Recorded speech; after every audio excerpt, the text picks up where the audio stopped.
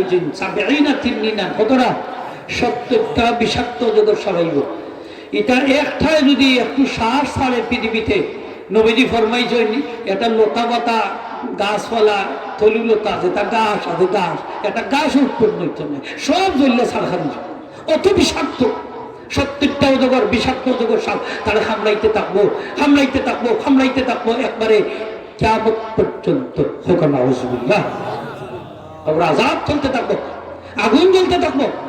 সুতরাং এই কবর আযাব থেকে যদি আমরা বাঁচতে চাই, তাহলে আমরা নেক আমল করা চাই, ঠিক কিনা না? হোগা আমার নবীজি ফরমাইছেন একটা সূরার আমল আমরা করতাম, যদি করি তাহলে কবরের আযাব থেকে আল্লাহ আপনাকে ফানাদার করে দিবে। সুবহানাল্লাহ। আমলটার কথা কইলাই, সেই আমলটা হইল প্রত্যেক রাত্রে যদি আমরা সূরাতুল মুলক তেলাওয়াত করি। সূরাতুল মুলক 29 পারার পয়লা সূরা। আমার নবীজি ফরমাইছেন হিয়াল মানে আইয়াল মুনজিয়া, এই সূরা হইল আযাব থেকে রক্ষাকারী সূরা, আযাবের প্রতিহতকারী সূরা। এই সূরা আল্লাহ রাসূলের সাহাবী প্রত্যেক রাতে তেলাওয়াত করতেন। মরার পরে, কবরে যাওয়ার পরে আল্লাহ তার এই আমলটা জারি রেখেছে। এক সাহাবী তাবু গাছের মাঠের মাঝে ময়দানও, রাত্র গভীর হয়েছে, শুনেন, সেজন্য মাটির নিচ থেকে সূরাতুল মুলক তেলাওয়াত করে। তাই ডরাই গেছেন যে মাটির নিচ থেকে মাটি কোরআন তেলাওয়াত করতে পারেনি। তাবু সরাইছেন, সকালে নবীজির দরবারে গিয়ে ঘটনা বর্ণনা করছেন। নবীজি ফরমাইছেন হিয়াল মান হিয়াল মুজিয়া, আমার এই সাহাবীর আমল আছিল প্রত্যেক রাতে সূরা মুলক তেলাওয়াত করতাম। মরার পরে আল্লাহ তার এই আমলটা জারি রেখেছে। শক্তিশালী যুবকের বেশে হাদিস শরীফ হয়েছে সূরাতুল মুলক, শক্তিশালী যুবকের বেশে তার কবর আইলে হাজির হয়ে যাবে। আযাবের ফেরেশতা হলে আযাব বন্ধ করো, তারা কইব আপনি খেয়ে কিন্তু কেটারি চলতো না। তখন সেই যুবকে কইব চিননি আমি কে? আমি সূরাতুল মুলক 29 পারার পয়লা সূরা, আমি কোরআন শরীফের অংশ। যাও গিয়া আল্লাহর আযাব বন্ধ করতে না হয় আমারে কোরআন শরীফ বাইর করে দিতা। ফেরেশতা বলে কইব আল্লাহ এক যুবকাই এইরকম এর উপর আল্লাহ সত্যি কথা কইছে, তোমরা আযাব বন্ধ করো। সেই সত্যি সে কোরআন শরীফের অংশ। সুবহানাল্লাহ। আযাবের ফেরেশতা আযাব শুরু করলো, সূরাতুল মুলক করে তো পার আল্লাহ দান করে দিবা।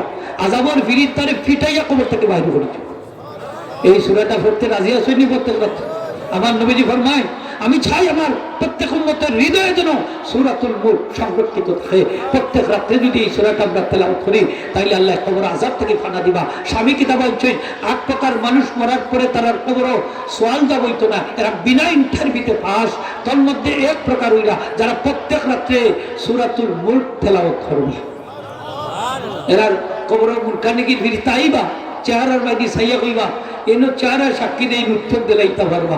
চলো তান কবর থেকে তান্ডে জিজ্ঞেস করি, আর কোনো লাভ, সময় নষ্ট করে কোনো লাভ নেই। সুবহানাল্লাহ। আরেক প্রকার হইল, একটা তার কইলাই, সেটা হইল আমরা তালকিন যদি করি। তলকিন, আমরা মানুষ মরলে কবর তলকিন করেন, দেখছেন নি আপনারা? তলকিন করেন, এমনি কই নাম ধরি ডাকেন, তার বাপর নাম ধরি, তার নাম ধরি ডাক দিন 3 বার, ইয়া ফুলান আমনে ফুলান, ইয়া ফুলান নে ফুলান, ইয়া ফুলান নে ফুলান, উযকুরিল আহদাল্লাযী খালাসতা আলাইহি মিনাদ দুনিয়া وهي شهادة الله إله إلا الله وأن محمد رسول الله وإنك رضيت بالله ربا وبالإسلام دينا وبسيدنا محمد نبيا ورسولا وبالقرآن إماما।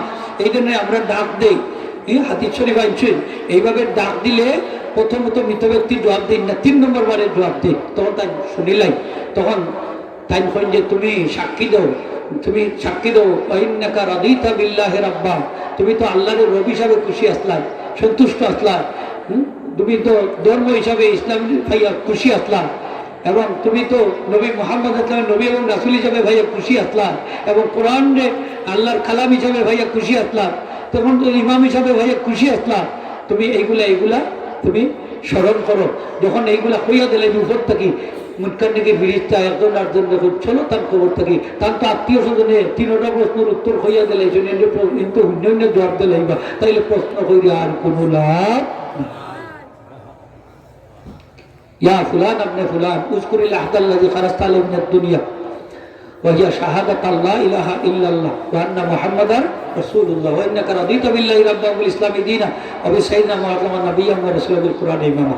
যাই হোক কাদিরিন একরাম, ফারুক যদি তলকিন করার যান কোনো আল্লাহ ওয়ালা মানুষ, আল্লাহ আমল খান করার আপনাদের তৌফিক দিতে হোক, আমিন। আমরা যে একটা